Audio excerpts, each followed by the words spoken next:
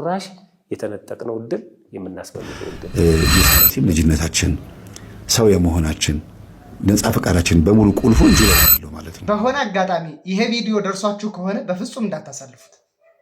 ለምን በሉ ዛሬ በጣም አስገራሚ ነገር ነው ማሳያችሁ። በጣም የሚያስገርም ነገር ነው። በተለይ መተተኞች በኦርቶዶክሳውያን ላይ እየፈጸሙት ያለውን ነገር አሳያችኋለሁ። ጠንቋዮች፣ የህዝብን አይምሮ ስልት አድርገው የወሰዱ ሰላቢዎች፣ የኃይለ ሥላሴ መቀመጫ ጠንቋዮች ህዝባችንን ምን እያደረጉት እንደሆነ አሳያችኋለሁ። ሰሞኑን ግን እንትን አለ፣ ሙቀት አለ፣ በጣም ኃይለኛ ሙቀት አይ ዶንት ኖ እሱ ባይዘይ ብዙ እኛን አይጎዳንም ነበረ። በጣም እየጎዳን ያለው ግን ፖለቲካ፣ ህዝብ እንደ ቅጠል እየረገፈ ና ምረጠኝ ይላል። ለመምረጥ እኮ 1 2 3 ነገሮች ኦፕሽን መቀመጥ አለባቸው። ምንም ኦፕሽን በሌለበት ሁኔታ ላይ ምረጠኝ ይላል ፖለቲከኛው። ስለዚህ ጉዳይ ላይ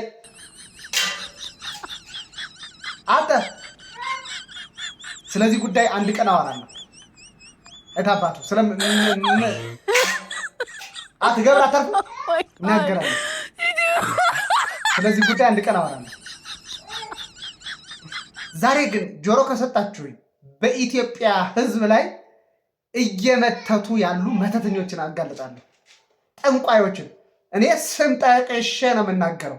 የኢትዮጵያን ህዝብ ስነ ልቦና እየሰረቁ ያሉ በኢትዮጵያ ኦርቶዶክስ ተዋሕዶ ቤተክርስቲያን ስም እናገለግላለን እያሉ የቤተክርስቲያኒቱን ትምህርት እንገልጣለን እያሉ የሐሰት ትምህርት በማሰራጨት የሚታወቁትን ሰዎች በስም እከሌ እከሌ እከሌ እከሌ ብዬ እናገራለሁ። እናንተ ግን ጆሮ ስጡኝ። ሰላም እግዚአብሔር ከእናንተ ጋር ይሁን። እንደምሰነበታችሁ። ለመናፍስት አስተምራለሁ እያለ የስህተት አስተምሮ የሚያስተምረውን የምፍቅና ትምህርት የሚዘራውን ቀጣፊውን መምህር የሚናገረው ስሙት። ይሄው ክበናል። ዛሬ መንፈስ እኮ ከልጅነት ጀምሮ ተዋርሷል ማለት የስላሴም ልጅነታችን ሰው የመሆናችን ነፃ ፈቃዳችን በሙሉ ቁልፉ እጁ ላይ ነው ያለው ማለት ነው። በፈለገው መንገድ ይመራናል። መዳፍ ካስነበብን፣ ስኒ ካዘቀዘቅን፣ ኮከብ ካስቆጠርን፣ የእናት ስም ከተጠየቀ፣ የተወለድኩት በዚህ ወር ነው ተብሎ በዛ ወር የተወለደው ማንነቱን ካያ አንድ ሰው እድሉን በራሱ እየኖር አይደለም። የህይወቱን ቁልፍ ለዲያብሎስ ሰጥቷል፣ ወይም ደግሞ ለዛ ለዞዲያክ አስተሳሰብ ሰጥቷል ማለት ነው። አሁን ማሳያችሁ ቪዲዮ ደግሞ በኢትዮጵያ ኦርቶዶክስ ተዋሕዶ ቤተክርስቲያን ቴሌቪዥን በዋናው ስርጭት የተላለፈ መርሃ ግብር ነው።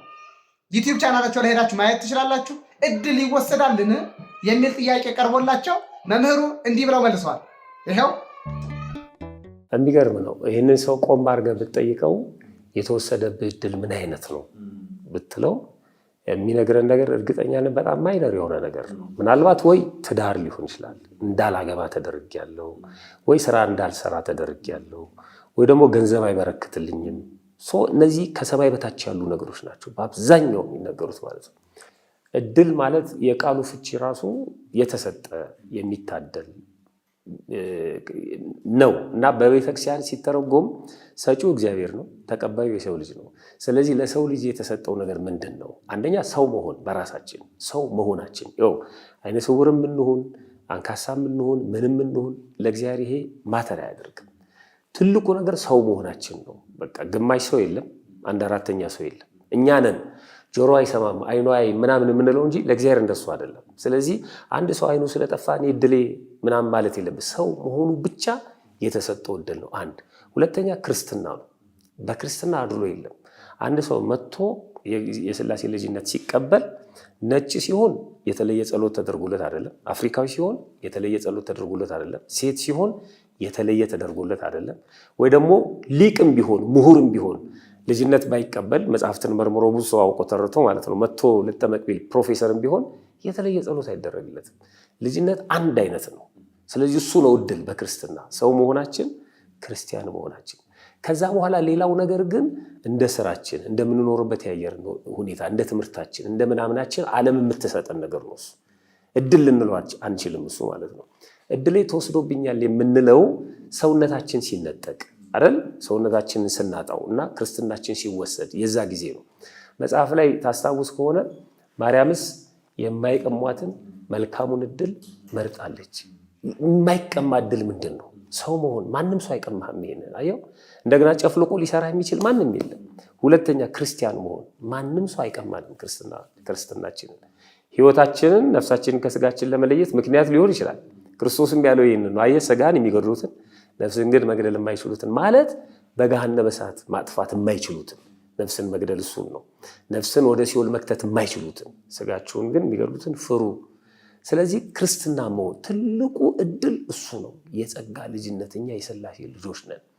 ሌላው ግን ይሄ ዓለም የሚሰጠን ነገር አለ አይደለም? አሁን ከድህነት ወላል በታች እንደዚህ ምናምን እያለ የዓለም ሚዛን ላይ እናስቀምጠውና ራሳችንን ለእኛውን ትልቁ እድለኛ ማን ነው ብለህ ስትል በቃ ይሄ ወልዶ ማነው አግብቶ ወልዶ ልጆቹ ተመርቀው ምናምን የሚኖር ሰው። ስለዚህ እሱ ከሌለን እድላችን ተወስዷል እንላለን ማለት ነው። አየህ፣ እኛ የሳልነው እድል የምንለው ነገር ነው እንጂ በእግዚአብሔር ዘንድ ግን እሱ አይደለም። በየጸበሉ ቦታ አለ። አንዳንድ ሰዎች ደግሞ በጣም አክቲቭ የሆኑ ሰዎች አሉ። አንተ የሆነ እድል ተወስዶብሃልና አስመልስልሃለሁ፣ ስለዚህ የክርስትና ስም ንገረኝ፣ ይህን ያህል ብር ትከፍላለህ። ጸሎት የሚይዙ አካላት አሉ፣ ለእነሱ ነገር አሉ። በጭራሽ የሚመለስ እድል የለም በፍጹም። ፎርጅድ የሆነ አርቲፊሻል የሆነ ነገር ሊመጣልን ይችላል። ለምሳሌ አንድ ሰው ሳይማር አርቲፊሻል ዲግሪ ሊያሰራ ይችላል እኮ አይደለም? ግን እሱ በዛ ሀገር ሕግ ውድቅ ነው የሚሆነው። እና እግዚአብሔር ያልሰጠንን ዝም ብለን ከሆነ ቦታ ላይ በምትሃት እንዳገኘነው ልንቆጥረው እንችላለን፣ ግን ውድቅ ነው የሚሆነው። ስለዚህ የሚነጠቅ እድል በክርስትና ሕይወት በፍጹም የለም፣ ሰጪው እግዚአብሔር እስከሆነ ድረስ ማለት ነው። መጨረሻ እንደውም ይሄ የባለመክሊቶቹ ታሪክ ላይ ስንሄድ ለአንዱ 1 ሰጠው፣ ለአንዱ 2 ሰጠው፣ ለአንዱ 5 ሰጠው ይልና መጨረሻ ላይ ከባለ ሁለቱ ማን ነው ከባለ አንዱ ንጠቁትና ለባለ 5ቱ ስጡት ይላል አይደል? ይቺ የመጨረሻ የምትነጠቀው ምንድነች በትርጓሜ ሲባል ሃይማኖት ናት። ገብተዋል? አንድ ያለው ሁሉም ሃይማኖት ነው። በዛ ሃይማኖቱ ተጠቅሞ ነው የሚያተርፈው። ባተረፈ ቁጥር እየተሸለመ ይሄዳል ማለት ነው። በሃይማኖቱ ተጠቅሞ በትዳሩ ሊያተርፍ ይችላል። በሃይማኖቱ ተጠቅሞ በምንኩስና ሊያተርፍ ይችላል። በሃይማኖቱ ተጠቅሞ በዲቁናው፣ በቅስናው፣ በስብከት ወንጌሉ ሊያተርፍ ይችላል። ግን መጨረሻ ላይ ግን የሰውየው ንግግር በጣም ክፉ ስለነበረ ነው እና ንጠቁት ሲል ሃይማኖቱ ነው። ምክንያቱም ከነ ሃይማኖቱ ገሃነመ እሳት መግባት አይችልም። ከነ ሃይማኖቱ ሲኦል መውረድ አይችልም።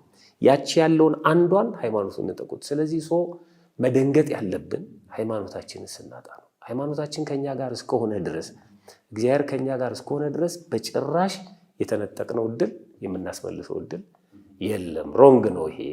አባታችን የሚለውን ጸሎት ሲፈቱት በደላችንን ይቅር በለን፣ ማንም ሰው አይዘለውም፣ እኛም የበደሉንን ይቅር እንል ዘንድ። በደለኛ አለመሆኑን እግዚአብሔር እያወቀለት ያ ቅዱስ ግን በደለኛ ነኝ ብሎ ነው የሚጸልየው። እግዚኦ መሐረነ ክርስቶስ የሚለው ጸሎት የሚመራው አካል ትልቁ የቤተክርስቲያናችን አባትም ቢሆን እግዚኦ ማራቸው ክርስቶስ አይልም። እግዚኦ መሐረነ ክርስቶስ የትህትና ቤት ነች ቤተክርስቲያናችን። በከመ ምሕረትከ ከሚለው እንደ ኃጢአታችን እንደ በደላችን ሳይሆን እንደ ቸርነትህ መጠን ማረን። በቃ እሱ ነው ትልቁ ጸሎት ማለት ነው። እና ከዚህ አንጻር ሃይማኖት ስለያዝን ነው ምልህ እንደ ቸርነትህ የምንለው። ሃይማኖት ባንይዝ ኖሮ ያችን ጸሎት መጸለይ አንችልም ነበር። ስለዚህ እግዚአብሔር የሚምረን እንደ ስራችን ብቻ ሳይሆን እንደ ቸርነቱ ነው። ያ ሰውዬ ግን ምኑን ያጣው? ሃይማኖት ቀበረው እኮ አለ። አልሰራበትም። በቃ ይኸው ክፉ መሆንን አውቃለሁ፣ ስለዚህ ቀበርኩት። ሃይማኖት ለምን ወሰድከው? መጀመሪያ አለው ልጅነትን የወሰድከው ለምንድን ነው? የእግዚአብሔር ልጅ የተባልከው ለምንድን ነው? የእግዚአብሔር ልጅ የተባልከው የሰይጣን ልጅ ልትሆን ነው? ከሰይጣን ጋር ተጣብቀ የሰይጣንን ስራ እየሰራ ለምን ወሰድከው ነው የሚለው። በቃ ካልፈለግከው አምጣው ይለዋል። ያቺ ያለውን ይወስደዋል እንጂ ሃይማኖት ኖሮት በምግባሩ ምክንያት የተጎዳ አይደለም፣ ምንም ስለሌለው ነው። እንደውም እነሱ ደቀ መዛሙርቱም ጠይቀዋል እኮ እምነት ጨምርልን ብለው አይደል? የት አላችሁ ነው ያላችሁ።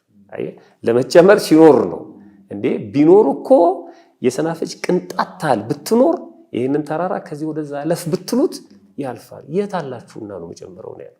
ስለዚህ ሃይማኖት በጣም ወሳኝ ነው። እሱ ሲነጠቅ ነው እድሌን አጣሁት ማለት ያለብን። እንግዲህ እንደሰማችሁት የቤተክርስቲያን አስተምሮ ይህንን የመሰለ ነው።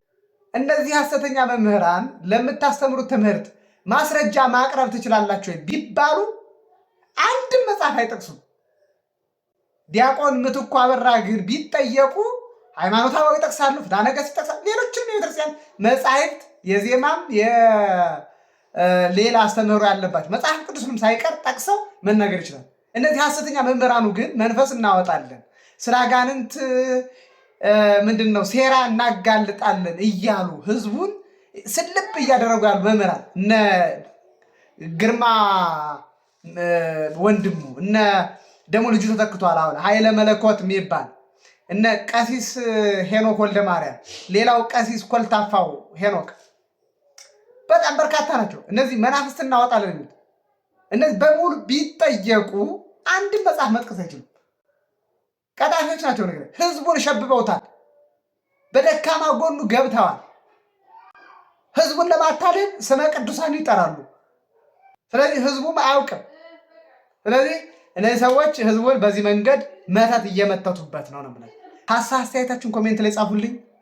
ሰላም ሁኑልኝ።